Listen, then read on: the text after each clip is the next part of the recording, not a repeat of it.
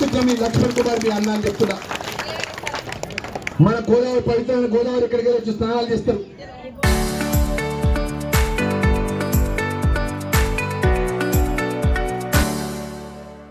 మన కళ్ళ మొట్ల మన మున్సిపాలిటీ అలా కలుస్తా ఉంటాయి. ఏ రోజు ఏ నాయకుడు పట్టించుకోలేదమ్మా. మేమే రాజులం, మేమే మంత్రులం, ఛాతి కొట్టిన నాయకుడు కూడా పట్టించుకోలే. మీ అన్నగా మీ లక్ష్మణ్ కుమార్ గా మీకు చేతులు జోడి దండం పెట్టి చెప్తున్నామా, 24 కోట్ల రూపాయలు తీసుకొచ్చి సివరేజ్ ప్లాంట్ ఏర్పాటు చేసే విధంగా నేను తీసుకొచ్చిన విషయాన్ని చెప్తున్నా.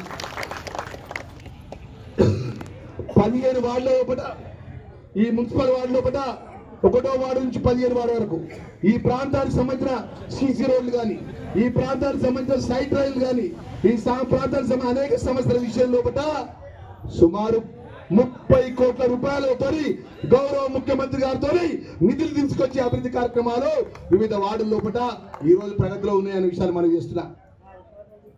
30 కోట్ల రూపాయలు ఈ రోజు ఈ ప్రాంతానికి సంబంధించినటువంటి మా ముద్రాజు కుల బాంధవులకు కానీ, మా యొక్క ముందు కుల బాంధవులకు కానీ, మా యాదవ కుల బాంధవులకు కానీ, మా గౌడ కుల బాంధవులకు కానీ, అదేవిధంగా మా యొక్క పద్మశాలి కుల బాంధవులకు కానీ, మా మాదిగ కుల బాంధవులకు కానీ, మా మాల కుల బాంధవులకు కానీ సుమారు ఎన్ని కుల సంఘాలు ఉన్నాయమ్మా. ఒక్కొక్క కుల సంఘానికి 10 లక్షల రూపాయల చొప్పున నిధులించిన వాస్తవాన్ని ముందు చెప్తున్నా. అదేవిధంగా 9వ వార్డుకు 151 రేషన్ కార్డు ఇచ్చుకుంటూ ఇందిరమ్మ ఇండ్లు 1వ వార్డు 12 కుటుంబాలకు ఇందిరమ్మ ఇండ్లు ఇచ్చినాం. 9వ వార్డులో 25 మందికి ఇందిరమ్మ ఇండ్లు ఇచ్చినాం. ఒకటి మనం చేస్తున్నామా, ఇందిరమ్మ ఇల్లు ఇచ్చి కాదమ్మా, ఇందిరమ్మ ఇల్లు కట్టుకున్న ప్రతి కుటుంబానికి 5 లక్షల రూపాయలు ఇచ్చినాం. 5 లక్షల రూపాయలు ఇచ్చినాం.